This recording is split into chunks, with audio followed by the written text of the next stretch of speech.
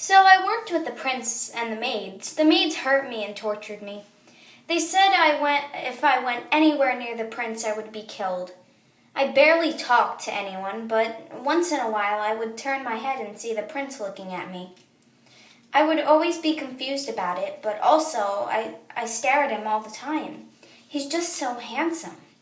I do admit watching him change. I'm not a stalker or anything, I promise. When the prince asked me a yes or no question and I didn't answer, he would never hit me. Sometimes I would nod or shake my head a little. When the maids called me stupid and quiet, the prince would call me cute and unique. I only smiled once when he said that. One night, I sneaked down to the throne room to play piano. I thought the prince was sleeping, but he was sitting right in the throne watching me the whole time. He got up and sat next to me. He played piano with me and helped me with notes I didn't know. He would pick up my hand and spread my fingers to the position the keys I needed to hit were. After he taught me, I got up to leave.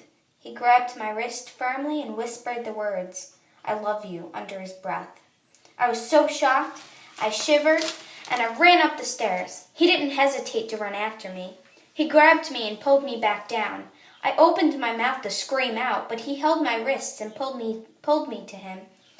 He had one arm around my waist and the other one up as he held my wrist.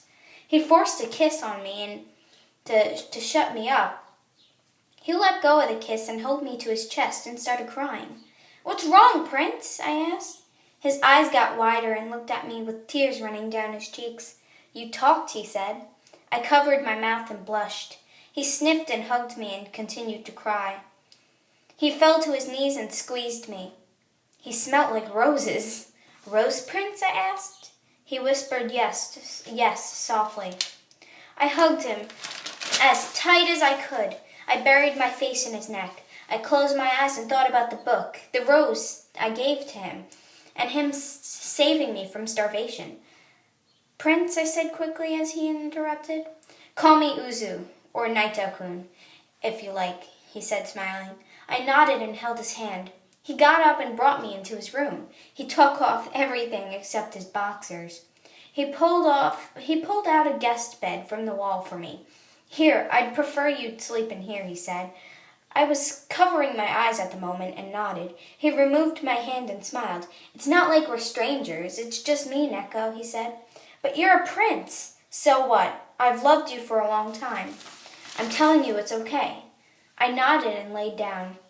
He threw me one of his attractive button-down white shirts with a collarbone at me, and he told me to wear it to bed. So I did. At least about 3 in the morning, there was thunder. I broke up and jumped into the prince's bed.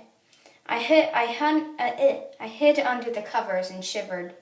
The prince woke up and moved the covers over, opening his arms and welcoming me into them.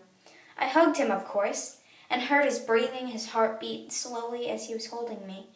He kissed my head and whispered, "I've got you," as he was shushing me softly. I fell asleep in his arms and woke up in them too. He smiled at me. We heard a knock on the door. I jumped into his wardrobe to hide. It was a guard talking about death, and I heard my name.